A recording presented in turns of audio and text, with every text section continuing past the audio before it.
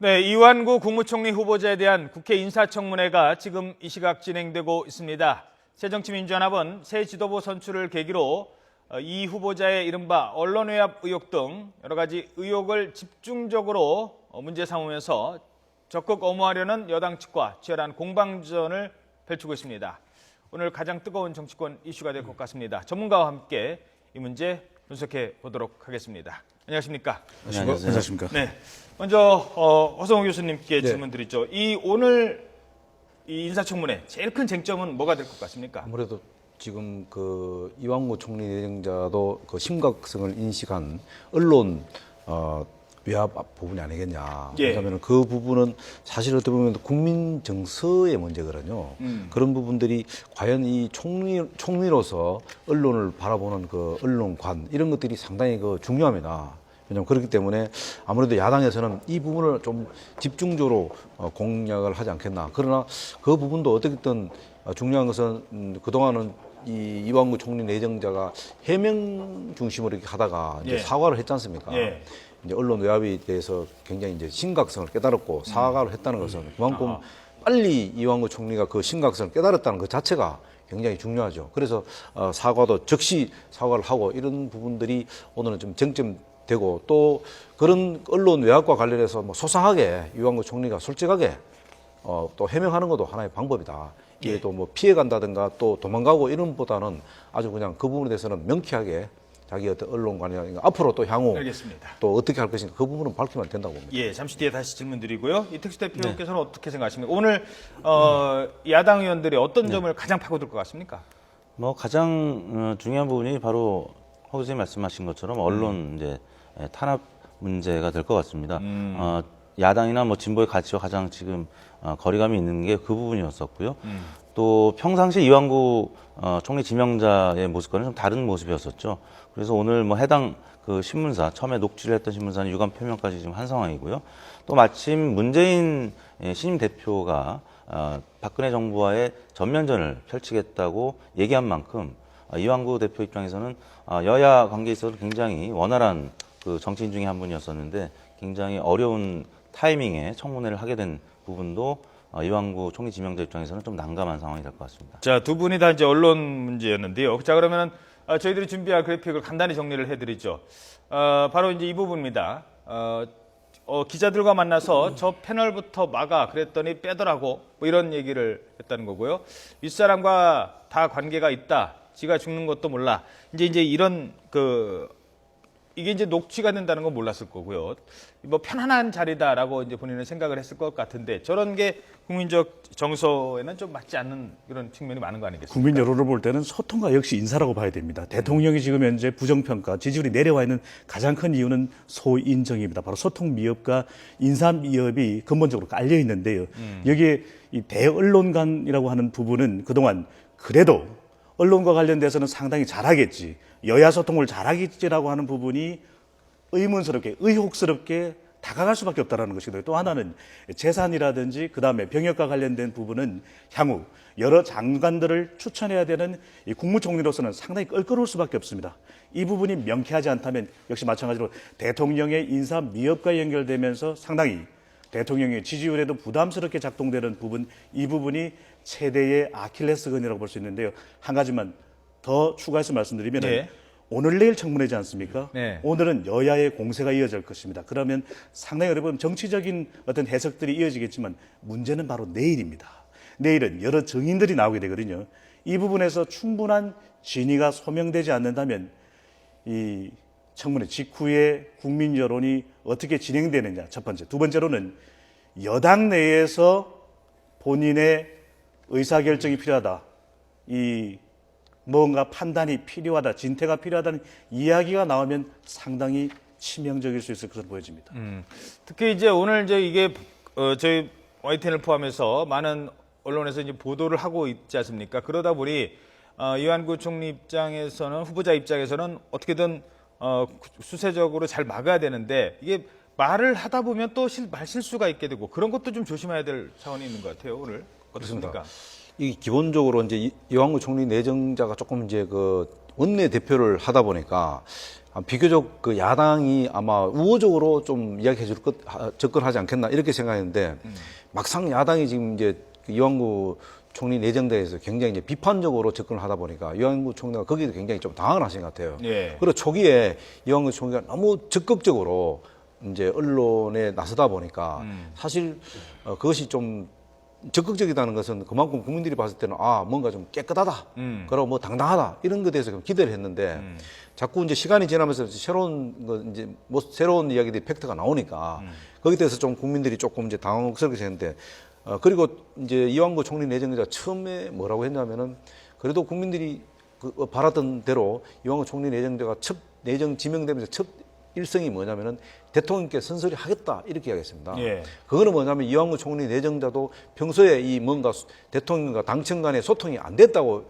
판단했기 때문에 그 얘기를 한 겁니다. 그래서 그 당시는 사실 국민들이 굉장히 이완구 총리 내정자 정말로 이제 제대로 된 총리 한번 오셔갖고 뭔가 좀 당청 간의 소통도 제대로 하고 또 국민들 간의 소통도 제대로 만들어내겠구나 하는 그런 이제 굉장히 기대를 했습니다. 그런데 사실 시간이 지나면서 너무 좀 이렇게 적극적으로 나서다 보니까 예. 이런 언론 외압이라든가 또 자식들의 문제 이런 것들이 계속 이제 밝혀지면 해서 조금 이제 그런 어떤 기대감이 사실 약 좀 이제 많이 좀 국민들이 처음에 기대했던 것들이 상당히 많이 지금 줄어들고 있다 보니까 오히려 이럴 때는 너무 지나치게 뭐 이렇게 방어하기보다는 또 필요할 때는 때로는 자신의 어떤 입장을 정확하게 또 해명할 건 해명할 필요가 있다 이래 봅니다. 예. 지금 이제 화면에 지금 보고 있습니다만 이완구 후보자가 조금 전에 이제 엑스레이 필름도 가지고 나와서 해명을 하고 있고요. 본인에게 제기된 의혹들을 하나하나 소명하고 있습니다. 준비된 총리다 뭐 이런 평가까지 받았었는데 너무 잘 하려다 보니 뭐 좀 본인이 좀 오버했다 이런 측면도 좀 있는 것 같아요. 굳이 얘기하지 않아도 될 부분을 얘기를 하는 바람에 더 큰 문제가 됐다라고 하는 거고 뭐 일부에서는 아니다 이완구 후보자의 아주 진 면목을 본 것이다 이게 후보자의 원래 본 모습이다 이렇게 지적할 수도 있는 것 같고요. 야당의 태도가 가장 큰 변화를 보인 이유는 바로 국민 여론의 변화라고 할 수 있습니다. 총리 내정이 되는 지명이 됐던 그 순간만 하더라도 이 오랜 정치 생활에서의 야권과의 의정 파트너였지 않습니까? 그런 이유. 또 하나는 충청권 인사라는 점. 또 하나는 이 지난 두 번의 총리 후보자가 청문회까지도 오지 못하고 낙마를 했습니다. 그렇기 때문에 그런 부분에 대해서 적어도 국정 운영에 지나친 이런 어떤 걸림돌이 될 경우에 야권에도 후폭풍이 올 수 있다는 그런 우려도 있거든요. 그렇기 때문에 어느 정도 이 청문회를 무난하게 통과하지 않겠냐고 봤는데 문제는 이러한 부분이 선제적으로 설명을 하거나 충분히 설명을 하거나 해명을 하는 것은 괜찮겠지만 이것이 변명으로 비춰지거나 자칫 강변이 될 경우에는 국민의 설득력을 잃는다는 부분인데 가장 국민들이 예민하게 받아들일 수 있는 부분이 바로 병역과 재산 관련되는 부분인데 이 부분이 해명되지 않는 차에 다시 기름에 풀을 끼얹듯 언론과 관련된 말실수가 나오면서 국민들의 여론도 상당히 악화됐던 것으로 보여지는데요. 그렇기 때문에 이 해명과 충분한 설명이라는 것도 필요하지만 그만큼 이 국민들이 예상치 못했던 의혹들이 상당히 불거졌고 그 부분이 야권으로 하여금 태도 변화를 만든 것으로 보여집니다. 알겠습니다. 자, 이제 그러면은 직접 현장을 연결을 해서 어떤 내용이 진행이 되고 있는지 좀 들어봐야 될 것 같습니다. 저희들이 여야 의원 두 사람의 지금 질문 내용을 잠시 뒤에 연결할 텐데요. 지금 의사진행 발언 비슷한 것 같은데요. 진선미 의원 발언 내용이 지금 끝난 것 같습니다. 자, 그 부분부터 들어보도록 하죠. 네, 현장 연결하도록 하겠습니다. 고맙습니다. 협조해 주셔서. 자, 다음에 새누리당의 윤영석 의원님 질의하십시오. 예, 수고 많으십니다. 경남 양산 출신 윤영석 의원입니다. 국가적으로 경제와 민생 과제가 매우 막중한 때에 국무총리 후보자로 지명이 되셨습니다. 본 의원이 이번에 그 인사청문회를 준비하면서 그동안에 후보자께서 40년 동안의 그런 그 공직생활 과정에서의 그런 부분을 파악을 해본 결과 오랜 그 공직생활 과정 중에 단 한 건의 어떤 부정이나 비리도 없었던 걸 확인을 했습니다. 아주 깨끗하고 청렴하게 그 공직생활을 한 것으로 파악되었습니다. 그럼에도 불구하고 이번 그 인사청문회 과정에서 다각적인 이러한 그 청문회 검증이 이루어지고 있는 것은 그만큼 국무총리라는 자리가 매우 막중하고 또한 국민의 기대가 그만큼 높기 때문이라고 생각하면서 질의를 시작하겠습니다. 국무총리의 가장 중요한 역할은 국정을 통합하고 조정하는 그러한 역할일 것입니다. 국무총리로 인준이 되시면은 각종 경제 및 민생 과제 그리고 공문 연금 계획 등의 국정 과제에 대해서 컨트롤 타워로서 어떻게 그러한 국정의 어떤 효과성을 높이기 위해서 통합 조정의 시스템을 만들어 나갈 것인지 구상을 밝혀주시기 바랍니다. 국무총리라 하면 헌법과 법률에 따라서 대통령을 보좌해서 행정각부를 통할한 자리입니다. 뭐 헌법과 법률에 그렇게 규정은 돼 있습니다만 현실적으로 총리란 자리는 소통과 그리고 화합과 조정의 기능을 발휘해서 각부가 원활하게 국정의 이 어떤 방향을 제대로 잡아가지고 국가 전체에 도움이 될 수 있는 방향으로 직무를 수행하는 것이 국무총리 직책이라고 생각이 되고요. 아울러서 제가 원내 대표할 때도 말씀을 올렸습니다마는 그러기 위해서는 국회와의 협력 관계도 대단히 중요하다고 생각이 됩니다.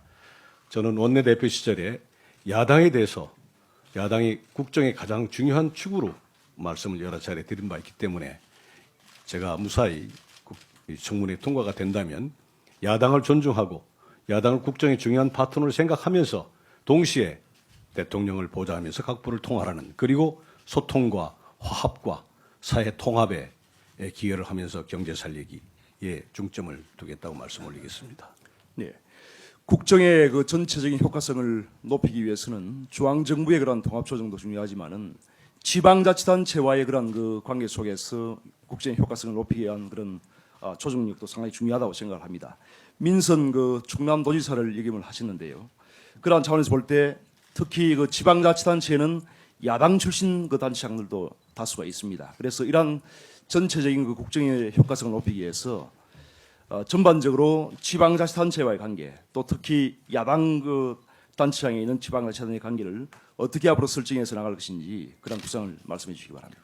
기본적으로 야당 의원님이 야당 출신 지자체장이든 여당 출신 지자체장이든 지자체장이 되면은 별로 당에 대한 그런 입장에서 도정이나 시정을 하지는 않습니다.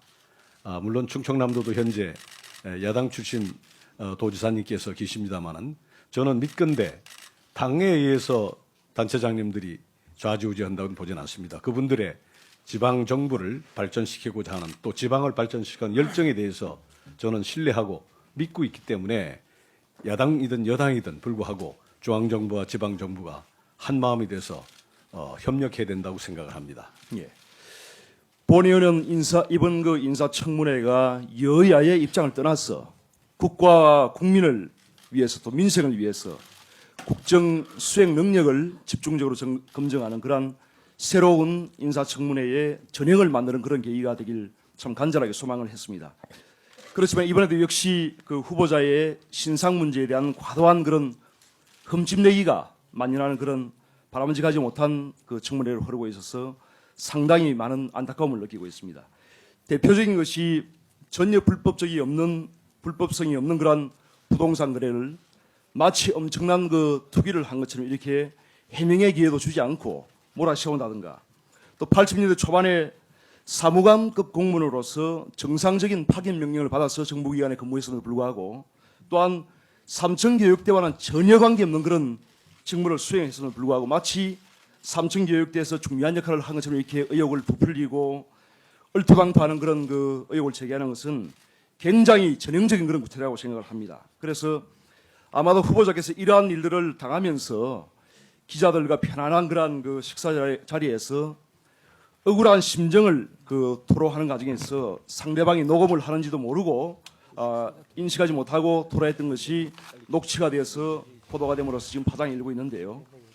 녹음을 한 당사자도 이러한 파일을 통째로 야당 의원에게 전달한 것은 잘못된 것이다, 부적절하다 하고 하는 것은 그런 고백을 한 것으로 알고 있습니다. 본 의원은 앞으로 그럼에도 불구하고 그 공직 후보자로서 또한 그 공직자와 이런 언론의 관계, 또한 앞으로 향후 정부와 언론의 관계를 어떻게 설정하고 나가실지 하는 그런 후보자님의 그런 언론관을 말씀해 주시면 감사하겠습니다. 이 청문 준비 과정에서 언론이나 야당 의원님들께서 말씀하신 것에 대해서는 제가 통렬히 이 반성의 기회 또 저 자신을 바라보는 기회로 삼았습니다. 지금 바로 말씀하신 삼총교육 이 문제도 물론 제 본의 아니게 제가 국보에 일개 행정요원으로 파견됐다 하지만 그 당시에 아팠던 그러한 역사에 대해서도 많이 한번 생각해 볼 수 있는 계기가 됐습니다. 비록 저는 역할이 없었습니다. 그러나 그럼에도 불구하고 갔다고 하는 사실에 대해서 한 번쯤 생각해 볼 수 있는 그런 기회를 가졌었고요.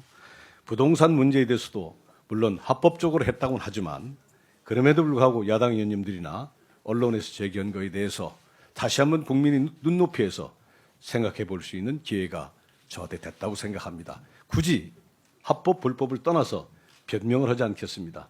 그러한 측면에서 국민 여러분과 언론과 야당 의원님들 또 여당 의원들께 송구스럽다는 말씀을 드리고요. 언론관에 대해서는 아까 말씀 올린 대로 언론의 자유는 헌법상 그 어떤 가치보다도 우선한다고는 확고한 신념은 갖고 있다는 점을 말씀을 올리겠습니다. 네, 수고 많으셨습니다. 다음에 새정치민주연합의 진성준 의원님 질의하실까요? 예, 진성준 의원입니다.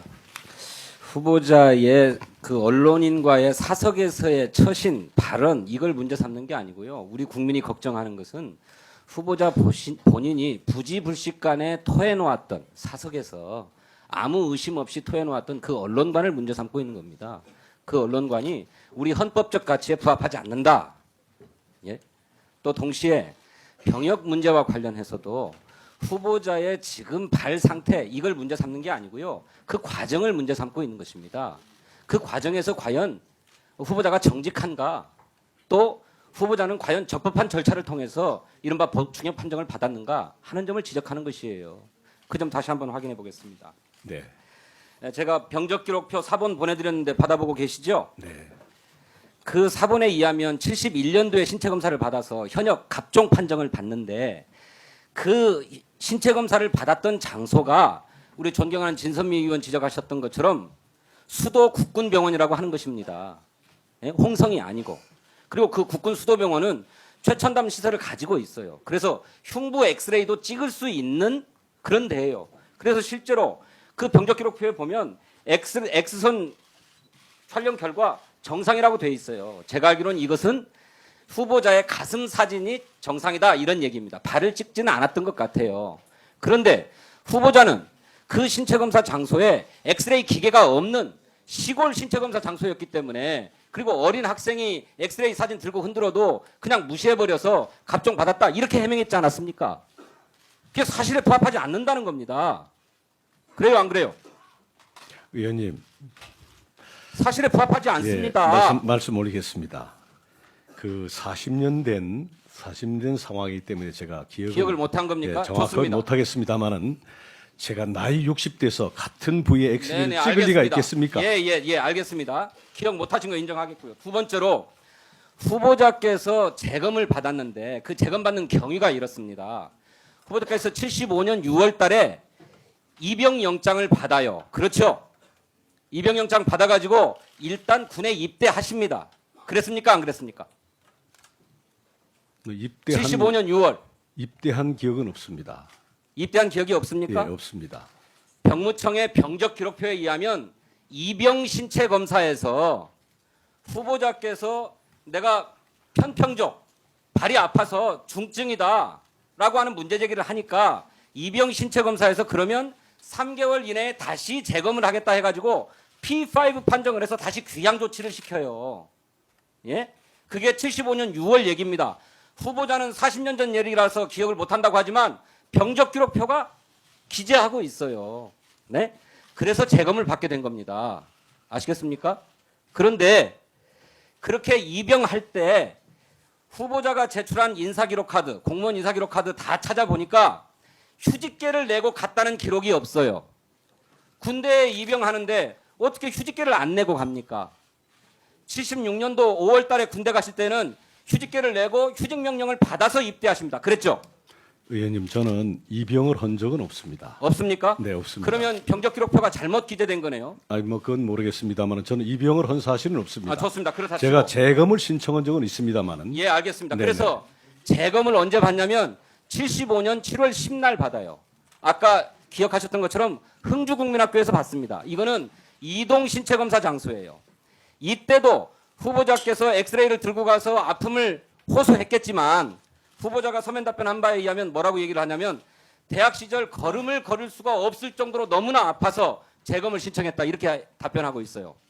그렇게 재검을 신청했는데 그때는 어떻게 판정을 하는 줄 아십니까? 2급 판정을 합니다. 1을종. 그랬습니까? 안 그랬습니까? 그래요? 안 그래요? 병적 기록표에 그렇게 기재되어 있어요. 네, 7월 10날. 제가 이번에 의사 선생님한테 저도 이번에 알았습니다만은 이 부주상고라는 것은 진화가 되는 병으로 의사 선생님한테 말씀을 아니 드렸습니다. 그러니까 알겠습니다. 그건 네. 제가 알겠고 부주상골이라고 하는 병은 알겠습니다. 네. 그런데 7월 10날 똑같은 현역 입영 판정이 한 단계 낮아진 등급 1을종을 판정받습니다. 그렇게 아픔을 하소연하고 엑스레이를 제출했음에도 불구하고 예? 그때가 사무관 시절이었어요. 그런데 사무관께서 다시 이의 제기를 합니다. 그래가지고 정밀 검사를 했더니 그게 아니라 4급이다라고 해서 4급 판정을 내립니다. 예? 이 과정을 얘기하는 거예요. 이 과정에는 후보자가 행정고시에 합격하고 고향인 홍성의 사무관으로 와서 그 홍성의 병무청에 가서 신체검사를 받으니까 그런 지위와 배경이 작용했지 않았느냐라고 하는 의혹을 제기하는 것입니다. 아시겠어요? 의원님, 제가 아까도 거듭 말씀드리지만 나이 60이 돼서 같은 부위 엑스레이를 찍을 리가 있겠습니까? 제 신체 부위가. 좋습니다. 그러면 다시 네. 얘기해 보죠. 후보자께서 문제가 없었다면 나이 예, 60에 그 엑스레이를 그 부위를 찍을 수는 없습니다. 그러니까 그렇게 후보자는 걸음을 걸을 수 없을 정도로 아팠다고 얘기하지만 사실은 그렇게 보충역으로 근무를 하지 않습니까? 1년 동안 국방대학원에서 근무하시죠? 국방대에서 1년 근무했습니다. 예, 그래서 일병으로 제대하지 않습니까? 그렇습니다. 그래서 경제기획원에 복귀하고 그리고 조금 있다가 경찰로 가지 않습니까? 그렇습니다. 치안본부에. 네. 치안본부에 자원하셨죠? 그렇습니다. 당시에 치안본부 채용 신체 기준에 따르면 채용 시험 기준에 따르면 말이죠. 운동신경이 발달하고 각종 질환의 후유증으로 신경 및 신체의 기능 장애가 없어야 한다 이렇게 돼 있어요. 후보자는 보충역으로 복무를 할 만큼 부주상골이라고 하는 질병이 그렇게 크게 심각한 문제가 아니었고 또 경찰로 채용되는데도 별 문제가 없는 정도였다 이런 말씀이에요. 그렇습니까? 안 그렇습니까? 그건 채용기관에서 판단했을 것으로 생각이 됩니다. 그래서 이렇게 문제가 있는데 그 뒤에 후보자께서 수술하신 적이 있습니까? 이건 수술이 안 되는 병이라고 의사한테. 왜 수술이 안 됩니까? 부주상골 수술합니다. 제가 외과 의사한테 다 물어봤어요. 예? 수술하면 현격히 좋아진다 이렇게 얘기를 하고 있어요. 현격히 좋아질 것 같은 의원님, 제가 왜 안 했겠습니까? 그래서 수술을. 네. 제가 외과 전문의 얘기를 들려드려요. 저 의원님 한 말씀 저한테 기회를 주시면 여기 예, 저도 말씀해 네 이번에 예. 문제가 돼서 봤더니 부주상골 심하면 평발로 발 모양까지 변한다고 하는 이 기사를 제가 이번에 입수했습니다만 이것이 심하면 발 모양까지 변한다고 하는 이 기사를 입수를 했습니다. 그래서 이 문제에 대해서는 제가 구구이 이 변명의 말씀은 올리지 않겠습니다. 예. 의학 서적에는 네. 부주상골이 편평족의 직접적 원인은 아니다. 그거는 서양인들에서 많이 나타나는 경우고 동양인의 네, 지금까지 시각 현재 진행되고 있는 국회 인사청문회 여야 의원들의 질의 내용 잠시 들어보셨습니다. 아무래도 야당에서는 오늘 앞서 제기하신 그 언론 문제 그리고 병역 문제, 특히 이제 진성준 의원은 병역 문제에 집중을 하고 있네요. 어떻습니까? 그렇습니다. 지금 아마 그 진성준 의원은 이 병역 문제에 대해서 이완구 총리 내정자가 비리가 있지 않겠나 그 당시에. 왜냐하면은 좀 높은 자리에서 직위를 이용해서 하지 않았나. 근데 사실 어떻게 보면 그 당시에 평발이라 이런 것들이 저도 뭐 그 애들 문제도 있고 해서 평발했는데 평발은 사실 그 훈련하기 되게 어렵거든요. 예. 저희들은 평발은 되게 보면 뭐 한 우리가 보통 뭐 20km 구분을 한다든가 20km 행군하고 이럴 때는 거의 1km를 못 걷습니다. 아하. 그렇기 때문에 그것을 그 군에서는 그걸 부적격 판정을 내려서 그 당시는 거의 다 소위 말 방위라 그러죠. 그 당시에죠. 그렇죠. 예, 방위, 방위로 해서 5급 판정을 때려서 그 방위로서 그 지역 예비군 지역 방위를 할 수 있도록 그렇게 편의를 봐줍니다. 되게 보면. 그런데 그런 상황을 지금 이제 야당에서는 저게 이제 마치 뭐 이게 사무관이기 때문에 봐준 거 아니냐. 뭐그런 지금 소위 말하면 이제 그 말은 안 했지만은 마치 지위를 이용해서 갑질해서 받지 않았는데 과연 그 당시에 그게 통했는지 그것도 의심스럽고. 그러나 어쨌든 중요한 것은 어쨌든 발 자체가 잘못됐다는 거에 대해서는 아까도 뭐 이완구 총리 내정자가 해명을 했습니다만은 일단 그 발 자체가 이 구조적으로 진행되는 상황이다 보니까 그것은 뭐 거기에 대해서는 아마 그 의사들의 소견이 뭐 이론의 노지는 있겠습니다만은 그러나 핵심적인 사항은 과연 저게 이제 그 병력을 기피하기 위해서 했느냐 하는데 사실 뭐 그 당시에 방위라는 것은 집에서 다니면은 오히려 더 힘듭니다. 예. 근데 굳이 그렇게 자체해서 뭐 하겠다는 부분인데 알겠습니다. 그 부분은 조금 이제 더 지켜봐야 될 것 같습니다. 예. 병역 관련되는 부분이 예민할 수밖에 없는 이유는 우리나라가 이 의무병 제도를 실시하고 있고 국민들에게 병역의 형평성이라는 부분을 매우 예민하게 또 받아들이거든요. 미국의 빌 클린턴 대통령 같은 경우에도 미국만 해도 본인 스스로 유학 등으로 인해서 이 병역을 제대로 이행하지 못했기 때문에 임기 내내 시달렸거든요. 지금 또 여러 가지 어떤 국가의 안보적인 측면도 총괄을 부분적으로는 하게 되는 총리 역할이기 때문에 그만큼 국민들이 좀 이런 병역 관계도 좀 뭐 매끈하게 말끔하게 되어 있다면 좋았지 않았을까 하는 그런 부분들이 알겠습니다. 더욱더 민감하게 다가오는 것으로 보여집니다. 자, 그리고 또 하나가 이제 아까 이제 얘기를 했습니다만 그 언론과의 인터뷰 내용이었는데요. 그게 이제 녹취가 됐습니다. 근데 오늘 한국일보에서 사과문을 일면에다가 기재를 했어요. 뭐 해명을 한 거죠. 근데 이 내용이 기자가 뭐 저도 기자입니다만 취재원과의 대화 내용을 녹취를 할 수 있어요. 왜냐, 뭐 나중에 그 정확한 워딩을 위해서. 그랬으면 본인이 기사를 써야지. 이거를 본인이 기사를 안 쓰고 야당 의원에게 전달했다는 이 부분. 이 부분에 대해서는 좀 논란이 좀 있는 것 같습니다. 이 부분은 어떻게 생각하십니까? 네, 이제 한국일보가 두 가지를 이제 지적을 했습니다. 그러니까 자사가 보도를 안 한 것에 대해서 이완구 대표를 옹호하기 위한 것도 아니었었고 또 다른 방송사에 전달이 되면서 보도된 거는 또 이완구 대표에게 흠집을 내기 위한 것도 아니었었다. 이제 보도의 가치가 떨어졌기 때문에 왜냐하면 이제 말진 기자들과 허심탄회하게 얘기하는 자리에서 나왔던 얘기이기 때문에 보도를 안 하는 것으로 이렇게 판단을 했었는데 아무튼 궁극적으로는 이게 결과적으로 보도가 됐기 때문에 한국일보는 굉장히 난감한 상황이 됐고요. 이로 인해서 야당은 오늘 청문회에서도 녹취록을 공개하자는 입장이었고, 진선미 의원이 앞부분에 주장하면서 지금 이제 여야 간에 아직 그 합의가 되지 않으면서 녹취록이 공개되지 않고 있는데요. 예. 일단 이 문제 때문에 야당에서는 부적격으로 선회하게 됐고 국회에서 표결에 붙여지더라도 이제 반쪽 총리라는 새누리당이 과반 의석을 차지하고 있기 때문에 통과는 될 것으로 전망이 되기 때문에 그럼에도 불구하고 반쪽 총리가 되지 않겠느냐. 이완구 총리 지명자 입장에서는 총리가 되더라도 굉장히 난감한 상황이 됐고요. 저희가 지난주에 주간 집계상으로는 4위까지 여야 차기 지지도가 나왔었는데요. 네. 어제 보니까 또 소폭 하락했습니다. 왜냐하면 이런 문제들이 계속 나오고 있기 때문에 한 0.6%포인트가량 하락한 상황이고요. 청문회 이제 오늘 내일 과정에서 어떤 여론이 형성되느냐에 따라서 이완구 대표가 총리로서 혹은 차기 주자로서의 입지도 좌우가 될 것으로 보입니다. 예, 그러니까 이게 김경엽 의원한테 갔다가 또 이게 또 KBS 노조로 가고 이렇게 이제 보도가 되는 과정은 이 문제를 떠나서 또 좀 짚어볼 필요가 있다라는 지적이 있거든요. 이게 지금 보면은 아마 한국일보에서 이 부분을 정치적 판단을 한 것 같아요.